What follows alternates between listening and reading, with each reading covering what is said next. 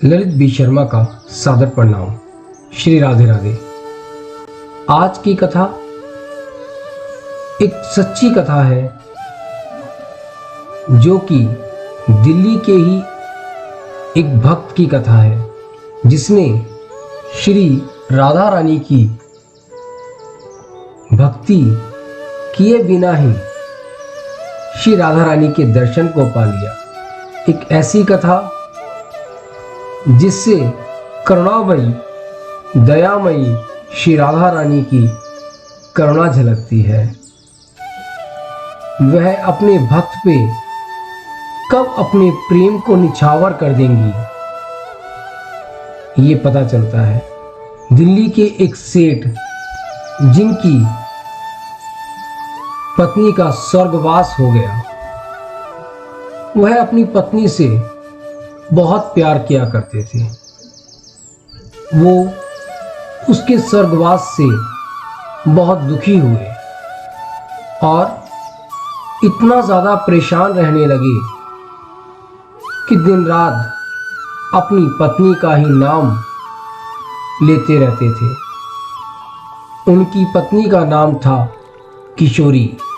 हरदम मेरी किशोरी, मेरी किशोरी, मेरी किशोरी, बस यही बार बार कहा करते थे। जो भी कोई मिलता, अरे किशोरी, अरे किशोरी, अरे किशोरी कहाँ है, ऐसा ही रोज अपने बच्चों को कहा करते थे।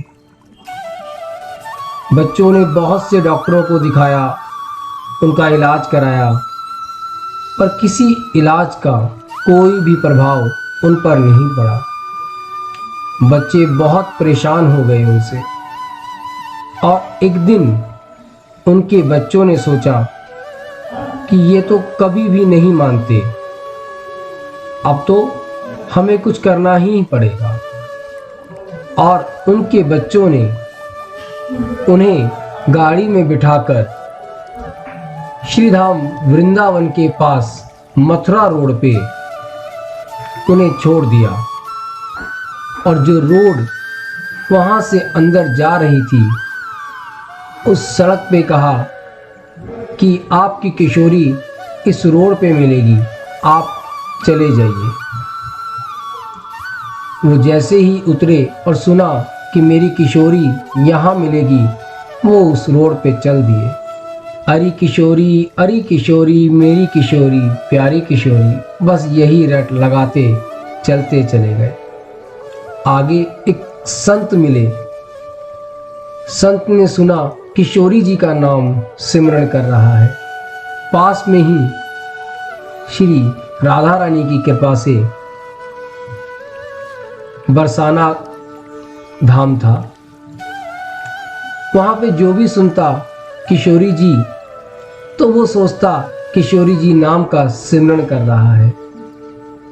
यहाँ तो किशोरी, मेरी किशोरी जब कहा करते थे तो सब हंसा करते थे, और वहाँ जब वो बोलते थे मेरी किशोरी, अरे किशोरी, मेरी प्यारी किशोरी, तो सब कहते थे वाह, श्री किशोरी जी के नाम का सिमरन कर रहा है। यही अंतर है श्रीधाम वृंदावन बरसाने में और कहीं और रहने में। अब एक संत उन्हें मिले। उस संत ने कहा कि भैया कहाँ जा रहे हो?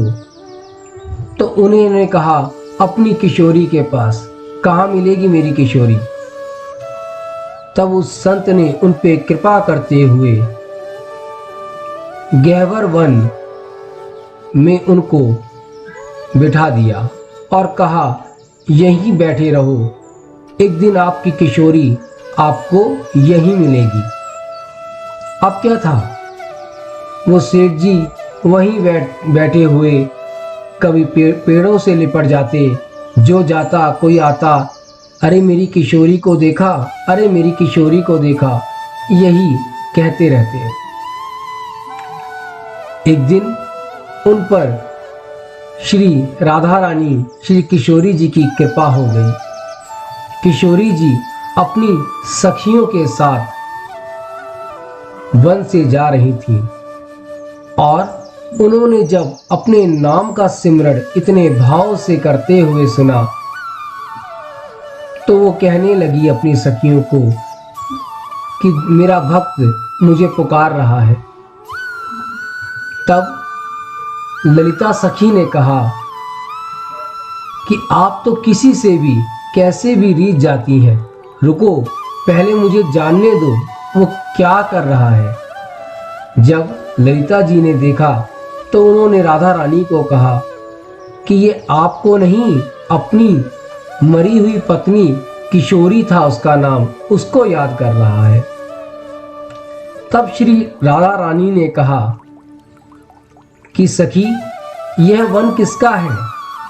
यह वन मेरा है। इस वन में कौन घूमता है? मैं घूमती हूँ। इस वन में सभी भक्त मेरे हैं।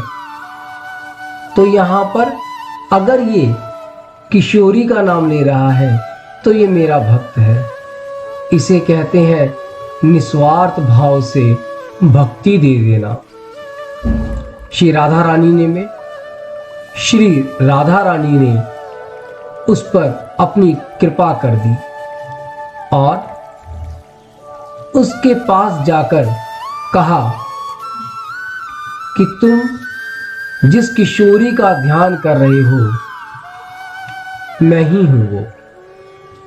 जैसे ही उस सेठ ने किशोरी जी के दर्शन को पाया वो अपनी किशोरी को भूल गया और श्री राधा रानी को निहारने लगा।